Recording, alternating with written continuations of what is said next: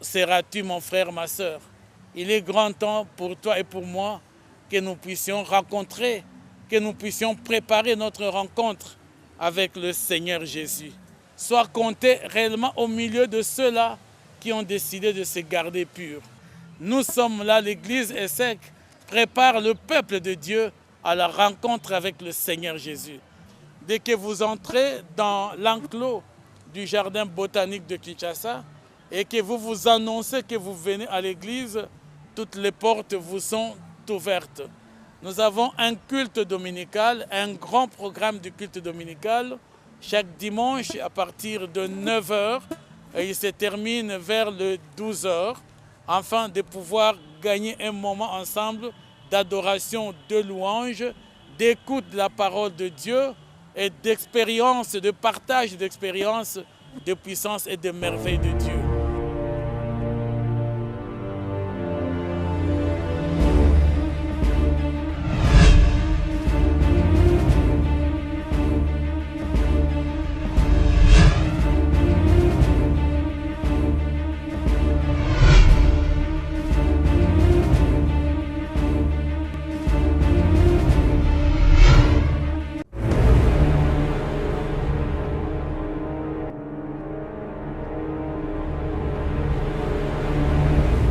Madame, Monsieur, bonsoir et merci de nous accepter chez vous dans le cadre de ce tout premier numéro de l'émission Voix des Faibles Restes. Voix des Faibles Restes, une émission de l'Église chrétienne évangélique au Congo ESSEC, une émission qui décortique et explique la vision de cette Église, cette vision qui leur a été donnée par l'Éternel notre Dieu. Aujourd'hui, dans le cadre de ce tout premier numéro, nous recevons sur ce plateau de la RTEC Tropicana Maman Esther Wilungula. Elle est une des responsables de l'Église chrétienne évangélique au Congo. Maman Esther, bonjour. Bonjour, Monsieur Patrick. Merci, Maman Esther. Lolenge Ondimi Koyamba, invitation à Bichon dans le cadre de l'émission Oyo Voix des Faibles Restes.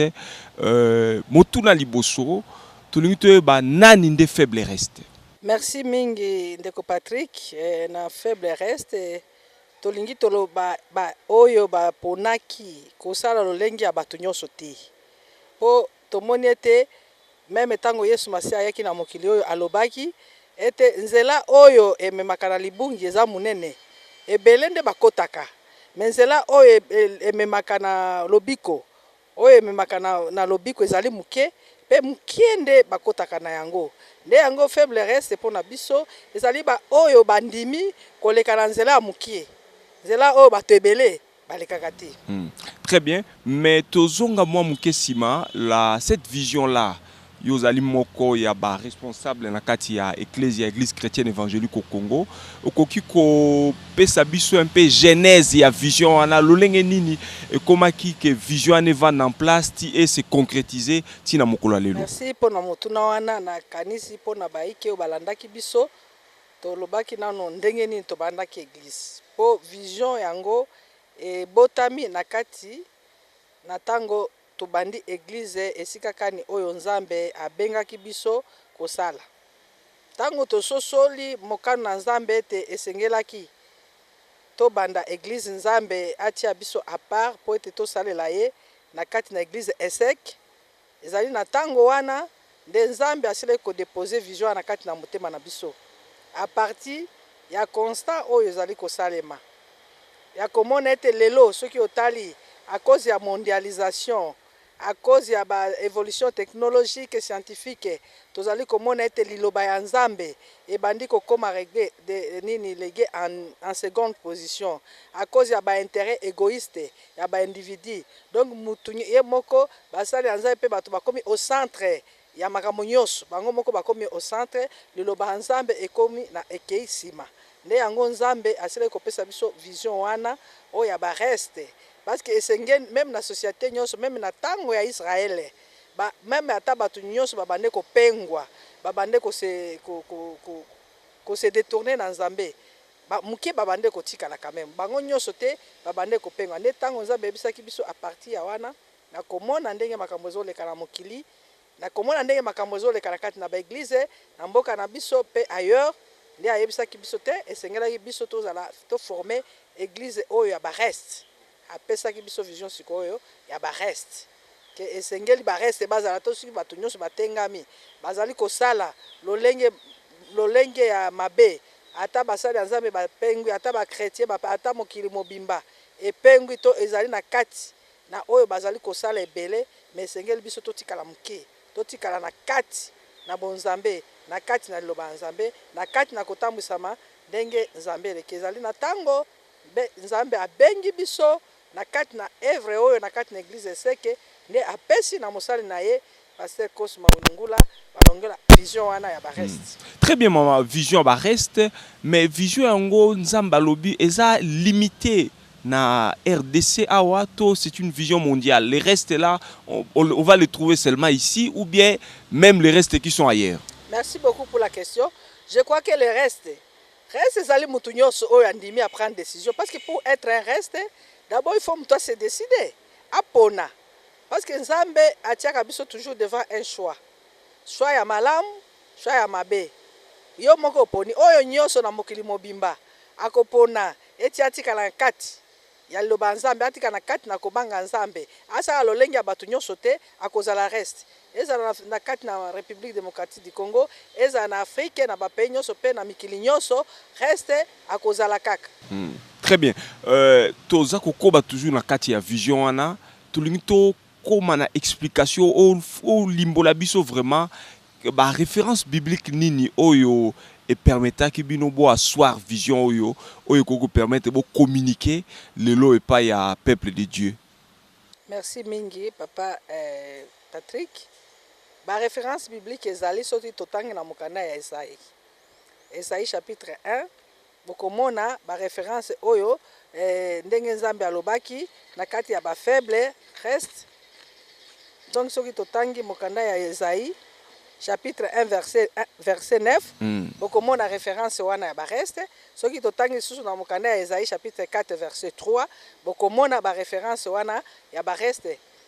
Donc, Ezali, même dans le Nouveau Testament, beaucoup de place si alobaki porte, Ezali mouké, la porte est étroite, elle est large le chemin qui mène à la perdition, et beaucoup y entrent, et étroit, et le chemin qui mène à la mort, et c'est à la vie, pardon, à la vie, et c'est peu qui entre. Donc, ma parole, ma référence, très bien. Tout comme au niveau de la communication, comment vous arrivez, parce que c'est que tout le monde est presque 3e année en Goyo, comment vous arrivez à asseoir vision oyo peut propager en véritablement tout le monde sait que ça na bamboke belé et c'est que ça na Paris na Europe et c'est que ça na STP RDC. Comment vous arrivez à asseoir vraiment vision que propager en de façon naturelle et de façon visible? Qu'est-ce qui s'est passé exactement? Merci beaucoup. D'abord na kolobake ce qui vision se propager parce que ezali na tango biso to bandi eza na ba oyo basepela koya epa na biso koya d'abord ko s'associer na biso pour être to marcher ensemble to sila ko talisa bango ke to ko marcher ensemble te ceux qui to s'accorder te yango to zwaki d'abord tango baye epa na biso to zui to talisi bango vision to présenter bango vision et vision wana eza ndenge nini pe après ko présenter bango vision wana tango ba accéder tango bandimi vision wana bandimi to marcher ensemble. Donc on a commencé d'abord par faire connaître na ba oyo nyonso bazali ko s'approcher na biso nyonso ba bande ko landa biso vision wana tango to faire connaître bango bandimi ne to komi ko marcher ensemble to komi ko tal ko lakisa bango pe ndenge nini ba ko kitu ko travailler pe na kati na vision wana. Donc bandaki d'abord na donc vulgarisation. Très bien. Mais tout le monde sait que le commis un peu partout. Paroisse est commis belé. Dernièrement même, il y a eu cette grande cérémonie à ordination pasteur. Yo en tant que moko ya bakambi nakati ya ecclesia OSEC en tant que mokonzi pe ya département évangélisation sentiment na eza nini lelo na lolenge misala ezotambola nakati ya ecclesia? En tout cas, sentiment nanga merci monsieur Bako ezali ya reconnaissance d'abord pas en Nzambe Parce que ce n'est pas par les efforts humains, c'est par la grâce de Dieu. Pour Nzambe, tant qu'on appelle ça vision, appelle ça provision, personne qui est là, qui n'est pas naïe, jamais échoué. Donc, le sentiment est d'abord la reconnaissance, la gratitude n'est pas à mon konzi, na bakonzi, Nzambe a confié que biso vision. Vision a biso to boti angote. Biso to tosi. Nzambe alobi na lingeli bino awa. Tomitie wana. Après alobi ndenge na lingeli bino awa, tala ndenge boko tambwisama. Tala ndenge boko zala. Biso pe tondimi. Tango siko bato baye, to bisi bango boye awa, bolandi biso ki bolingi ko bolanda biso tala vision ezali boye. Pe na monete ebele, ba ko comprendre pourquoi. Parce que les gens sont dessus. Bato ebele zala bato mususu. Oyo bazali dessus. Nakati na ba mangomba, nakati na ba situation, nakati na mokili oyo. Oyo babande bazaki na besoin de quelque chose autre. Na déception wana na tango baye to présenter bango ke vision ezali po totika na liloba Nzambe. Ezala mutu azala na centre te. Nzambe ndi azala na centre ya bomoi. Ezala mutu ye moko te. Tango bamoni baye ko comprendre parce que ba mususu bazaki ba otaki pe na ba mangomba mususu. Ba mususu pe bazali komona na kati ya mokili babande oyeba te bako se sauver ndenge nini. Bako sala ndenge nini. Yango basila déjà kondima vision wana, ba embrasser wana, yango tozali kotambola. Et puis na koyebisa bino effectivement ezali vraiment kozala na eko makasi. Bisika vision oyo ezali kokoma, bisika bato bazali kozwa yango eko makasi surtout ya ba dessus na ba église. Oyo bazali komona ke église lelo la plupart ya ba église ya mangomba to ya bato bazali komi benga ba homme de Dieu to ba chrétien vina bango eza conforme te na liloba Nzambe. To oyo bazali kosala ezali conforme te na liloba Nzambe. Ba oyo nyonso wana bakomaki na désespoir bazoyeba te basala siko nini o balingi kotika la pire o balingi kotika la lima balingi kotosa Nzambe. En tout cas bazali ko embrasser vision oyo na ndenge moko ya mukete pe tozali kolikia ete ekokende bisika nyonso na mokili mobimba. Peut-être que bisika mosusu ezali mais tokokende ekokende ka ko renforcer lisusu même bisika oyo bato mosusu bazwaki décision ya ko se garder pire et kokende ko renforcer bango. Ko se garder pur pe ko suyer ba robe na bangote yango nezali moko ba leitmotiv. Aujourd'hui tous on a 6 pasteurs au bazar consacré pasteur na Paris na Est ya RDC na Kinshasa awa pe na église na centrale awa lelo lolenge misali kosala me koma misali kozozo en plaire mususu. Est-ce que ezana mabomba mio eseka abongisi pona bana na Nzambe pour les jours à venir ou bien vous allez continuer toujours sur cette lancée là lolenge ni boko tambola? Merci monsieur Patrick. Tokotambola lolenge Nzambe ya kolinga parce que nous dépendons totalement du Seigneur. Tozali ba oyo Nzambe soki alobi aller à gauche, nous allons à gauche, aller à droite, nous allons à droite. Donc oyo makambo oyo ezali koya tokotambisa mandenge Nzambe akorienter biso. Mais de toutes les façons totikali na kati ya vision wana faible reste ezali pe nani na yango na prise en charge na yango ezana ba enseignement ya ba prise en charge to benga ba bodil pona kosunga ke tangu mutoye c'est bien ko ebise ke azala faible reste mais il faut ko tali se ndenge na ko ma faible reste yango tozali komi atelier d'abord na ko enseigner peuple ensemble na ko pesa bango d'abord la base de la vie chrétienne. Bon lelo tozali komona na ba église na ba bisika ebele au moins muto akoya na église d'abord pour na koluka kaka ba solution na problème na ye alingi koluka problème ake na ye na poto abala na ye abota na ye azwa na mbongo nde motivation et puis nde église ebengi ye po et résoudre problème na ye zoka ne to monike tango Yesu Masia ayaki na mokili oyo ayaki d'abord ko résoudre problème ya masumu. C'est le problème du péché.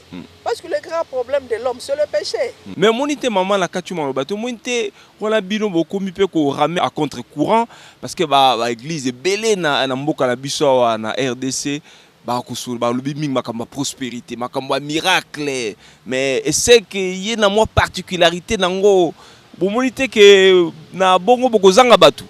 Merci mingi papa Patrick Bakwa na sina ebisa ki Yesu Masia ye moko alobaki très bien. Kenzela we memaka na salut eza mukepe mukende bakotaka. Mais c'est ça le problème, c'est le problème de choix. Tozali a on a problème ya choix, tozana problème ya batute. Soki bato ebele ba ndimi ko bunga bakende. oyo bakolinga kozala sauver bazala problème na biso ezali bato bazala ebele to bazala ebele te. Notre problème c'est de faire la volonté de Dieu. C'est de faire ce que Dieu nous demande de faire. Soki mukende bakondima yango gloire à Dieu. Soki ebele bakondima gloire à Dieu. Mais nous notre problème c'est de faire la volonté de Dieu. Mais soki pona okata opete makambo oyo même tozali koloba même ba oyo nyonso bazako pengwa ils ont encore la possibilité de revenir. Ils ont encore la possibilité de se ressaisir. Po Nzambe azali wana pona mutu nyonso alingi mutu nyonso akota na plan na ye. Nzambe aponi kaka biso te, mais aponi biso po ete tosunga pe bato même bao babungi baya ko retrouver chemin ya kozongela na sainte doctrine. Mutu aye epa ya Nzambe. Yesu Masia même ye moko bande ko yebisa.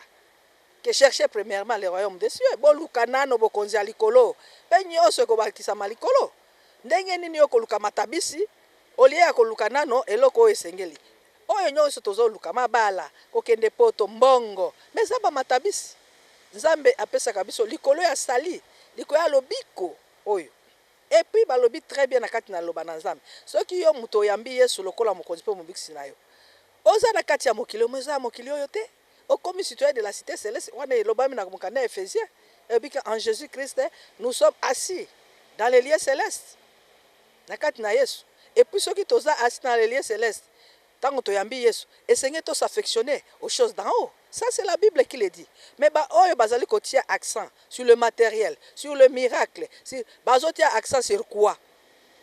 Sur quel bazako s'appuyer sur quel verset biblique? Même oya prospérité, ezali ko yebisa biso na mukanda je crois il y a des gens. Il y a des gens et le bien aimé, même temps je souhaite que tu prospères à tous et comme prospère l'état de ton âme. Voilà. Prospérité, il faut d'abord. Donc, la prospérité âme. Mais âme et prospérité. Mutuana alingi ko prospérer. Mais on est comme prospérité, on a kanise ko te pas ensemble. Parce qu'il y a ensemble un principe nango. Très bien maman, toza ko koba na émission na biso, nous allons entamer la deuxième partie de cette émission Voix des faibles restes. Il y a une émission de l'église chrétienne évangélique au Congo, ils a ko décortiquer pe ko expliquer vision o ya ba faible reste. Toza ensemble na maman na biso, maman Esther Wilungula, oza moko ya bakambi na kati ya ecclesia esek, ozwami isangana kana jardin botanique de Kinshasa, ils appellent la paroisse na mboka na biso na est du pays na ba contrée moi ebele mais aussi na niveau ya Europe. Maman avant to kota deuxième partie na sepeli o répondre na mutuna oyo za mutuna moko tungisaka batu mingi komona lolenge église zo tambola lelo ba miracle batu kobimisa batu ba kobimisa ba mbongo na basake kobimisa biloko na banzoto nyonso zo salama lelo. Yo en tant que moko basel na Nzambe na mboka ya République démocratique du Congo opinion no ezanini regard no ezanini na tango zo mona makambo anyoso loko ni ko koloba. En tout cas tango na mona makambo nyonso wana esalaka d'abord ngai passe pona nini pasi soki butu soki amibengi mosala ya Nzambe seki azali na mokonzi na ye azali mosali oto ebete mosali nyonso asalaka nde etindia ya maître na ye. Alors tango nazo mona biloko ebele nyonso ko salema soki eza etindia soki réellement bao bazo sala ngo baza basali ya Nzambe c'est que il faut ba revoir batala soki Nzambe oyo azali maître na bango makambo wana bazo sala yango atindaki bango ko sala to tango atindaki bango ko sala partie ya nini parce que makambo nyonso Nzambe ayebisaka biso alobelaka biso aloba na ye. Donc mutu moko te akobima lisusu lelo ke o azui révélation panza parce que révélation ezaka mbala moko. Révélation ezali unique, Nzambe se révéla une seule fois. Bien sûr bakolo ba que la révélation est progressive. Mais révélation wana nyonso Nzambe abande ko se révéler na liloba na ya se révéla totalement au travers de sa parole et il s'est révélé à nous au travers de Jésus. Alors na ba makambo nyonso wana ezako salema. Je pense que pona ngai et pe ça nga passe mais na comprenant que ça li pona ko satisfaire bato psychologiquement.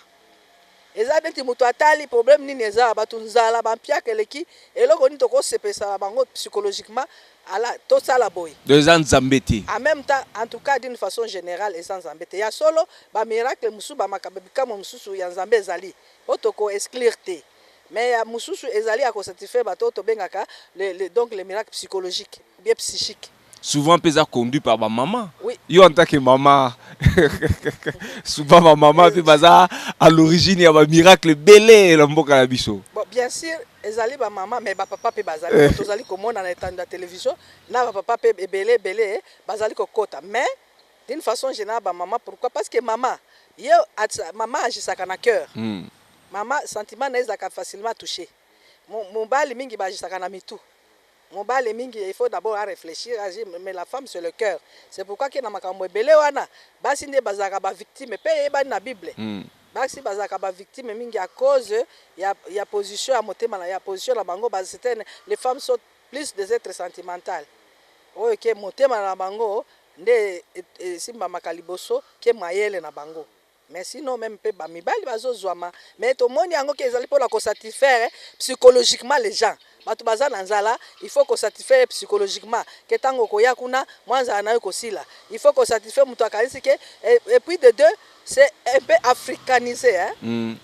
Au moni batu ba africain basi ba mesana banda bokoko il faut nano moi eloko moko eloba ce qui est eloko moko ezaka ka trouver na il faut ça na ba explication moko donc surnaturel ba explication moko boy okomona mutu alobi ce qui donc beti le baku peut-être ba otonga yo ce qui osali boy omoni ba explication moko alors contexte wana et trouver déjà que terrain wana pona ba africain surtout ba congolais ezali. Alors tango mosala nzambe akoya na ba pratique ya ndenge ko simba surtout la prophétie est comme yeux en pleurs makasi. Oui parce bangaka kisi ndi yango esali na kala nini bando salema. Si to bando mona même bakinzonzi ata toyebi te na bakala toyebi na bamboka bakoko na biso bapapa na biso babando zala kaka na babisika o babande kokende kosala bakinzonzi ba palabre oyo bakokende kotalisa pona nini mbisi ezokufa lisusu te il faut batuna bakoko boloba botindela biso bambisi ainsi de suite okoyoka kuna babi koko alobi basiliki po bana mikolo bakomi boye na boye tokomona même soki batu bake na bachasse soki banyama ezokufa lisusu te na bamboka babande toujours kopesa explication na explication ape babande olobake bakoko ba milimo ya bakoko na bango ebande koinspire bango tomoni ete même bamilona tango batu babando sa ba milona so milona bimi belete ba explication kaka e banda ko pesama et puis batu wana o batu ya lelo bazali babotama même ata bana mike bazali mais bazana kati na bango na influence wana ya koluka koyeba eloko nini eza origine tango bakopisa ke ligodo nde eza na libomo nayo nde saka ne mutu na kondima po aliki koyeba cause ya bani na bango po emesana bakoko bamesana kolukaka nini nde sa to sala nini bokende ko sala suki nini bokende ko bwaka suki nini kuna bomona bakoko bakosepela. Mais maman na kati ya makambo wana nyonso le faible reste azawa nazo vivre na environnement nazo vivre makambo wana nyonso quel doit être son comportement un faible reste. Mais son comportement le faible reste comportement c'est la fermeté. La Bible nous dit que soyez ferme inébranlable dans la foi. Pour nous péper quoi comme ça est. Nous devons garder le faible reste ferme dans ses convictions, il reste ferme dans sa foi. Parce que même la Bible le dit à celui même qui est ferme dans ses sentiments, Nzambe appelle ça kimia. Faible reste à cause se laisser influencer pour causer la paix ezali. Et puis nini mpepe ngo linga pe ko influencer même ba faible reste, mais faible reste azali muto yo. Surtout mon pépé à prophétie. À côté qu'à la ferme prophétie azali nango faible reste azali o yatambola kana liloba nzambe prophétie mususu o ekoleka liloba nzambe ezali te parce que prophétie par excellence c'est la parole de Dieu. Même nini apôtre Paul tango abande koloba abandolo bake même ceux qui ange mususu même ceux qui ezali ange mutoye na parole mususu o ezali andeo ya parole de Dieu azala na thème donc prophétie ekobangisa batute faible reste akobanga prophétie te po azana prophétie par excellence o ezali lobanzambi azana prophétie faible reste azana prophétie na monoko na ye faible reste azana prophétie na motema na ye faible reste azana prophétie na maboko na ye faible reste azana prophétie na makolo na ye. C'est-à-dire il marche, il se conforme, il pense, il agit totalement à la parole de Dieu. Donc il faut se laisser influencer. Un faible reste va rester ferme, inébranlable. Très bien. To comme la deuxième partie de l'émission maman to sur la la formation. To moni na ESSEC accent particulier a mis sur la formation. Pour un nini. Merci mingi. Accent mingi ezali mis sur la formation parce que d'ailleurs même la Bible ezali kolobake peuple nangai azali kobunga ya azali kopérir po azangi connaissance. Totie accent sur la formation parce que la formation apporte la connaissance. Formation ne pesaka boyebi. Boyebi aliloba na Nzambe. Mutu oyo ayeba na Nzambe te. Azali gagné. Même la Bible. Parce que biso lokola c'est tozali na mission ya évangélisation. Moi mutu wana kokende ko évangéliser. Déjà Jésus-Christ a appelé sa biso procédure. Alors allez faire de toutes les nations des disciples. Baptisez-les au nom du Père, du Fils et du Saint-Esprit. Enseignez-les à observer tout ce que je vous ai prescrit. C'est ça. Donc il faut qu'on ça là parce que c'est ça le processus. OK, au évangéliser, au gagner âme, au yenaye. À côté na ma alibatisi. Après au côté na ma alibatisi, il faut qu'on fasse qu'on enseigne nyoso yeso a prescrit ça qui biso. Il faut aye baké ko bi baza mabe, ko tongeza il faut aye baké boyena boza mabe. Il faut qu'on enseigne pe aye baké nzambe pe alingi tango yo okomi na kati na yo pe okende ko gagner ba âme mususu. Donc to tia accent sur yango parce que nde yango mokano yango enseignement oh Jésus-Christ appelle ça kibiso asi appelle ça kibiso enseignement mais ça va fermissement moko eza ko s'étendre dans la durée boko ba o mususu oyo ba peut-être ba archibishop ba archipasteur ba o baza déjà ba munike ba si ba mikoka ba sali déjà tout un temps na misala Nzambe ceux qui ba ye bozong si bango susu na ba fermissement na o munike ko sepelisa bango mama. Amen. Problème awa ezali problème à titre traité. Dieu n'a pas besoin de titre.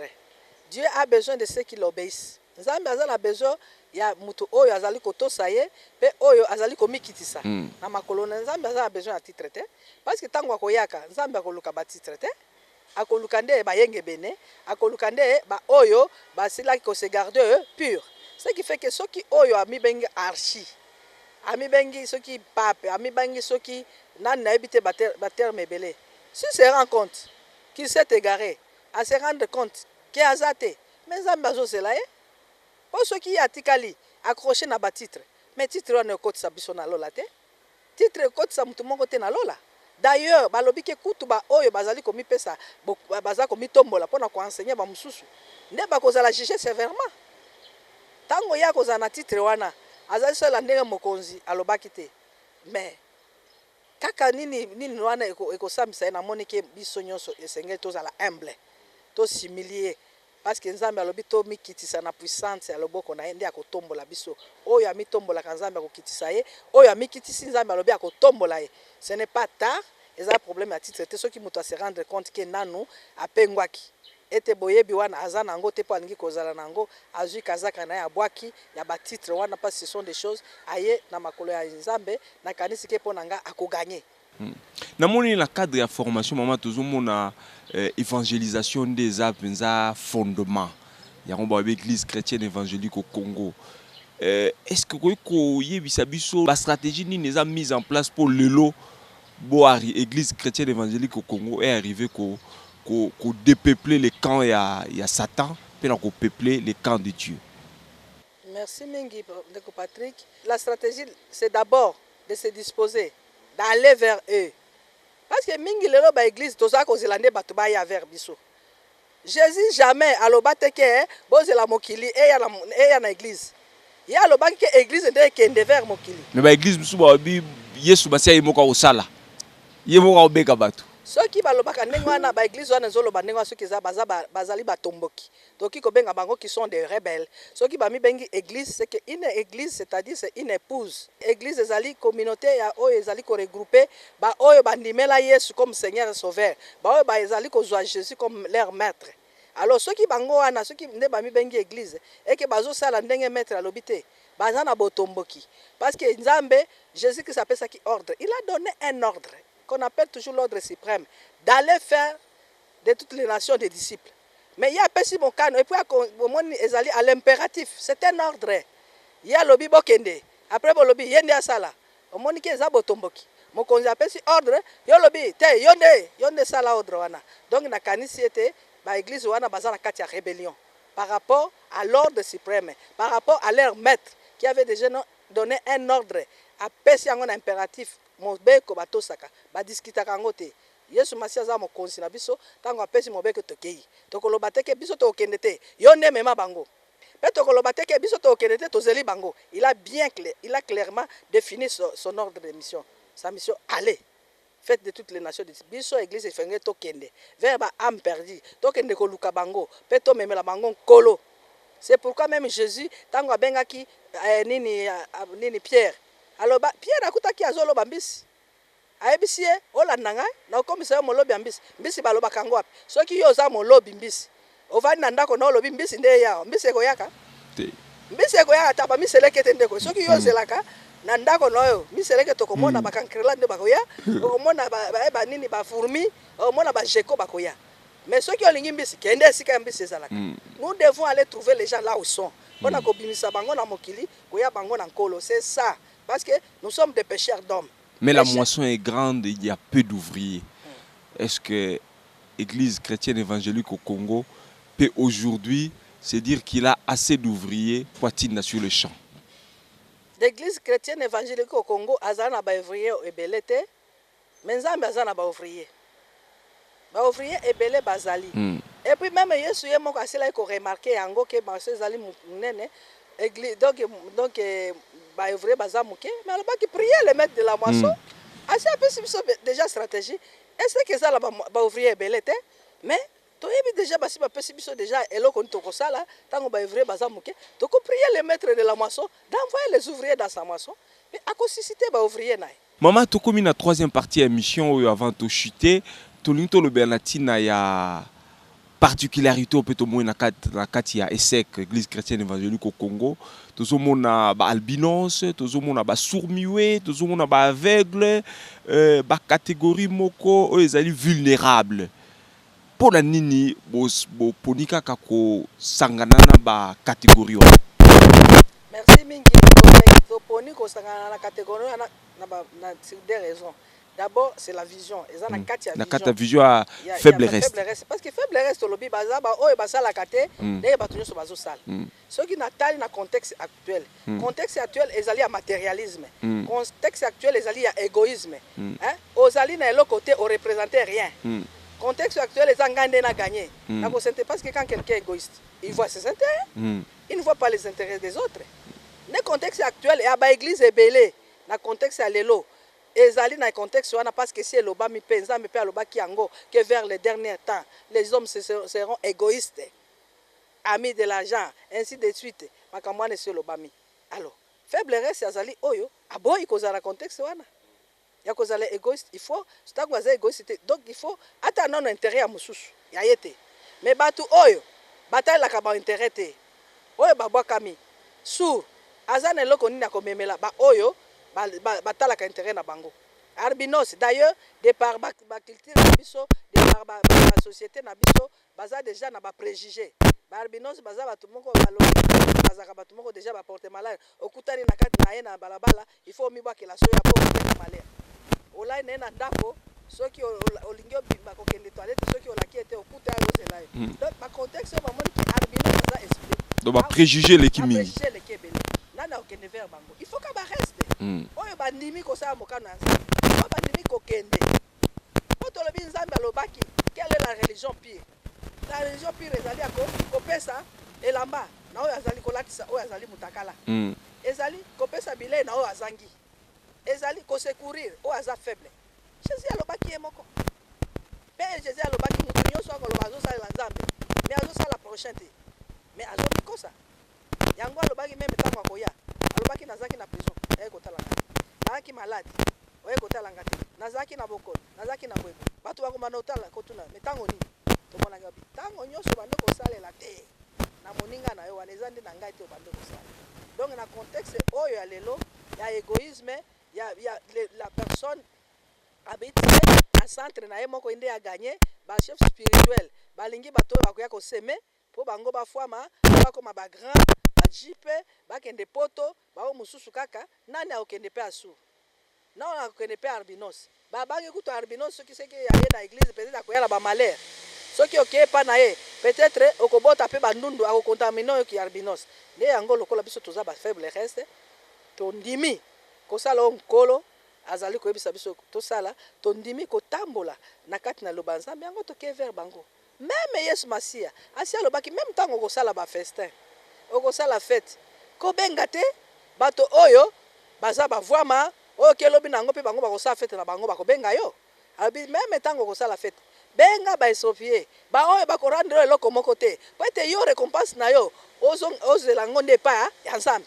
mais lelo eza pasi lelo tomoni baeglise il faut okende koseme daye mpona komona l'homme de Dieu il faut kopesa mbongo mpona komona bato mosusu ezali meme na baconsultation prophétique consultation prophétique ezali kodépendre na mbongo kopesa mais biloko wana oyo nyonso bazokosala bazali kose baser sur quelle parole on va dire qu'on ne va pas dans la maison de l'Éternel les mains vides bango ne bakomi ba l'Éternel et puis comment on va nous faire retourner na tango ya kala na tango ya nini ya Ancien Testament dans l'Ancien Testament on était en train de vivre oyo babande obenga na kati na ba dispensation ya nini du Père oyo ezalaki Dieu est Dieu pour nous nzambe abande kotraite kaka na mutu moko azwi esprit na ye atie na mutu wana ndenge ni bato mosusu bakosekapare na nzambe akomi ya bango kaka po ete yo sikoyo nzambe na bango wana yo kende kosomba ye kende kosomba bisakoli kende non ntango ya kotika égarement ezali je pense que moto akoki kosegare aza pe na possibilité pe ya kozonga na égarement nzambe a condamné mutu te il y a un temps où on peut s'égarer mais il y a un temps où on peut se ressaisir. Mais tout le monde message est véhiculé dans l'église chrétienne évangélique au Congo, dans le cadre de la vision à faible reste, et ça plus un message particulier sur l'obéissance, sur le pardon, sur l'amour de Dieu, l'amour de Dieu, l'amour du prochain. Nous sommes un message toujours puissant certes dans la parole de Dieu, mais vous avez montré qu'au regard il y a un message oyo ezakoleka mingi lelo. Est-ce que comme on dit deux messages ils s'affronter? Mais je pense que la parole de Dieu est unique.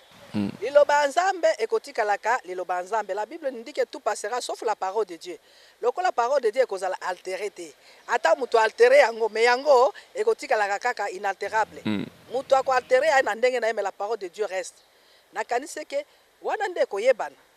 Parce que celui qui parle de la part de Dieu, il faut azala na message ya nzambe. Oyo kolobaki azo parler de la part de Dieu. Mais azali ko contredire message ya nzambe wana. Donc, Tokomituna, il part de la part de qui? Il part de la part de qui? Parce qu'un serviteur de Dieu, un pasteur, un évangéliste, je ne sais pas qui, c'était mandataire. C'est quelqu'un, c'est un serviteur d'ailleurs.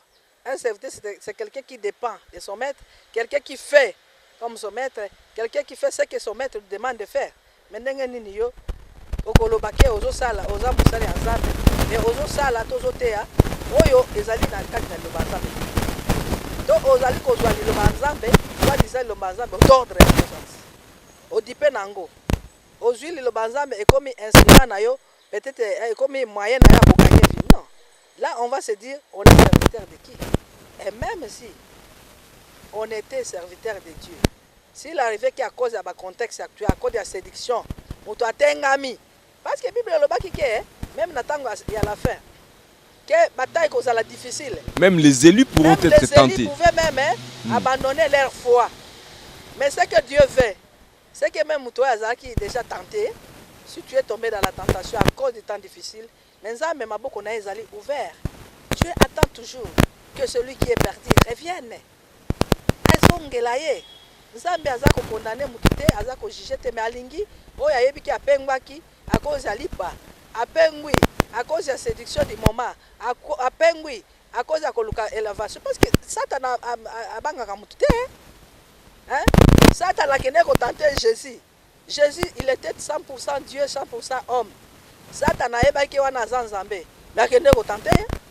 Na babiloko wana, si tu m'adores, nakopesa mokili nyonso oyo epesa mela na ngai soko fukameli ngai soki olingi ntombola na tomboli tombo makuna omibamba na se donc pour kosala l'élévation la richesse ça Jésus Christ azaki confronté na wana mais alongaki po ete ba oyo nyonso bakotia Yesu na kati na motema na bango balonga po oyo nakaza na kati na bango asi alongaki makambo wana. Amen. C'est pourquoi Jésus peut venir en aide. Po ayebi ke yepe alata kinzoto lokola biso azaki pe tenter na lolenge wana mais alongaki na nzela na etoza na possibilité na capacité pe na makoki ya kolonga yango na kosenga bao nyonso basi bakwesami bayoka pasi bayoka soni te bazongela nzambe. Dieu veut, Dieu les aime, bazongela ye ako accueillir bango akosala bango kutu fête. Toyebi parabole ya enfant prodige oyo azalaki na ndako ya papa na ye azalaki bien mais asengi bozwi na yake kodilapide yango mais ntango ase ressaisir azongi papa na ye ayambaki ye asalelaki ye fête. Ntango ezali bazonga tango ya jugement nano ezali te awa toza na tango ya ngolu tango ya grâce oyo nzambe alingi mutu nyonso azongela ye meme oyo apengwi oyo asegare azongela ye.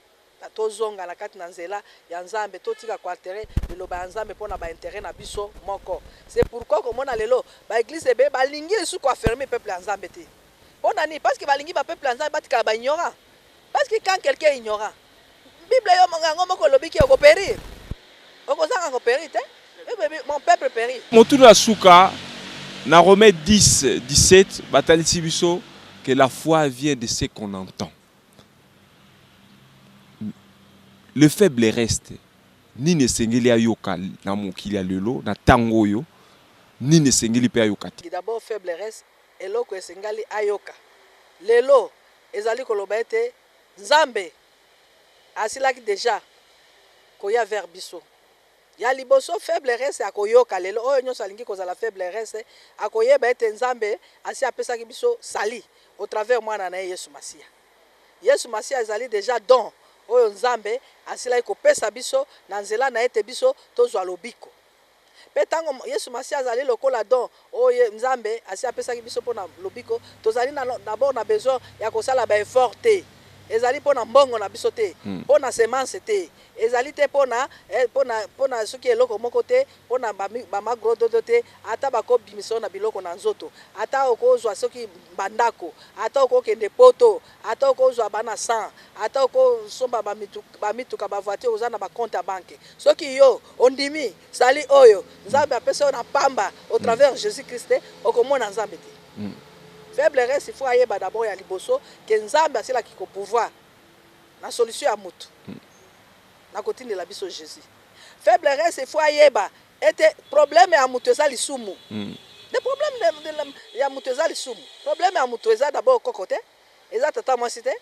Problème à mutu c'est za lisumu. Ndé yango problème Yesu basi aye ko résoudre. Je suis venu résoudre d'abord le problème du péché. Pas problème à péché wana de créer liwa sur tous les sens parce que na kati ya liwa makambo beleza na kati problème wana ezali résolu au travers de Jésus et lorsqu'on fait le reste il faut réagir positivement sali offre aux Nzambe apesi andima c'est-à-dire atamusama na lolenge Nzambe alingi andima sali komi mokolela te ba effort te ba koseme te ata ozwi mbandako na nyonso pesi mosala ya Nzambe opesi soki yo nini oyebi eloko moko te faible reste foi ayeka faible reste foi olo rekose esengeli ayeba eti Nzambe azali esprit esengeli bao bazali ko adorer ye ba adorer en esprit et en vérité na kati na esprit pe na solo faible reste foi ayeba ete na chite mutu nyonso asumuka au travers Adam et Ève humanité nyonso esumuka. Tous sont péchés, sont privés de la gloire de Dieu. Et te natango oyambi Yesu lokola mokonzi pe mobiksi na yo. Olongoi na mulongo wana. Olongoi na royaume aba babungi. Okomi na royaume oyo Kristo Yesu Masia ndi azali le roi des rois. Pe royaume wana oyo Yesu Masia azaka le roi des rois, ezalaka na style de vie na ngo. Yesu azali mokonzi pe na royaume wana tozaka na style de vie na biso. Selon nini tozali kozala diriger na mokonzi na roi Jésus. Pe tozali na style de vie na biso, caractère, comportement na biso, ezali ete esengeli kotambusa na kati na vérité. Esengeli kozala sel de la terre pona kopesa goût. Esengeli kozala lumière. Lumière du monde pona ko éclairer. Esengeli ko vivre na ko pratiquer ba bonnes œuvres. Ko vivre totalement consacré. Wana ba message faible reste, il faut ayoka. Mais ni ne sengeli ayoka te. Faible reste esengeli ayoka te ke ya ko obtenir sali na ba œuvre.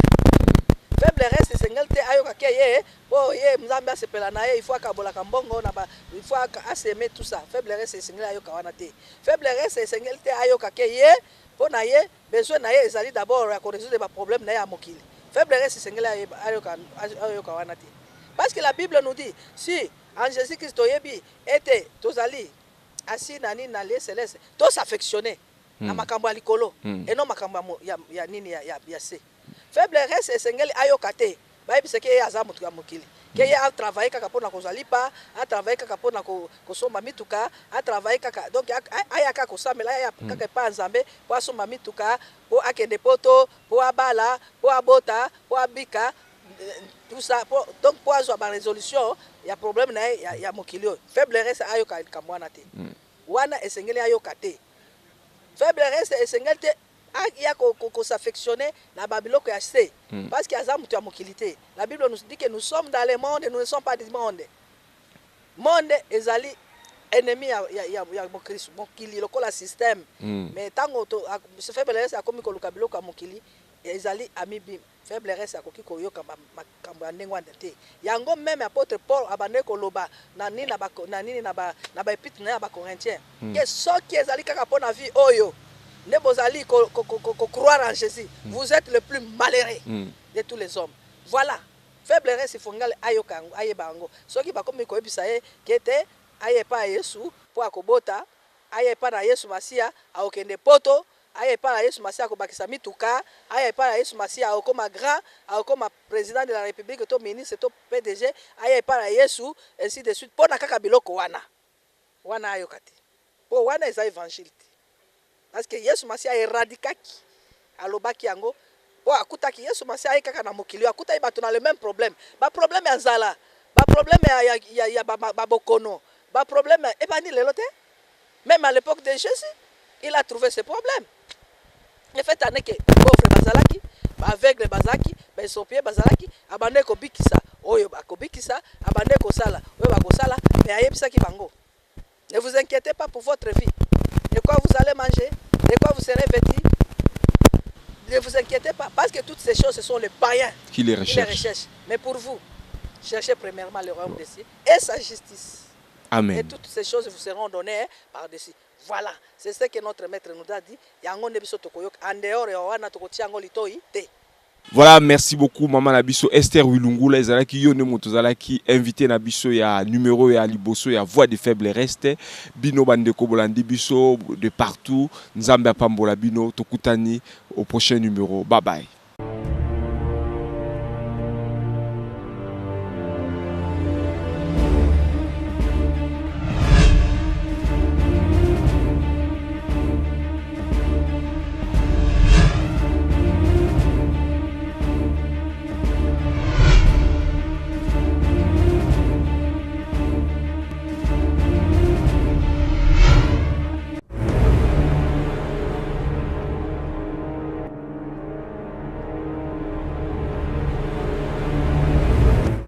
Où seras-tu, mon frère, ma soeur? Il est grand temps pour toi et pour moi que nous puissions rencontrer, que nous puissions préparer notre rencontre avec le Seigneur Jésus. Sois compté réellement au milieu de ceux-là qui ont décidé de se garder purs. Nous sommes là, l'Église ESSEC prépare le peuple de Dieu à la rencontre avec le Seigneur Jésus. Dès que vous entrez dans l'enclos du jardin botanique de Kinshasa, et que vous vous annoncez que vous venez à l'église, toutes les portes vous sont ouvertes. Nous avons un culte dominical, un grand programme de culte dominical, chaque dimanche à partir de 9h, et il se termine vers le 12h, afin de pouvoir gagner un moment ensemble d'adoration, de louange, d'écoute de la parole de Dieu et d'expérience, de partage d'expériences, de puissance et de merveilles de Dieu.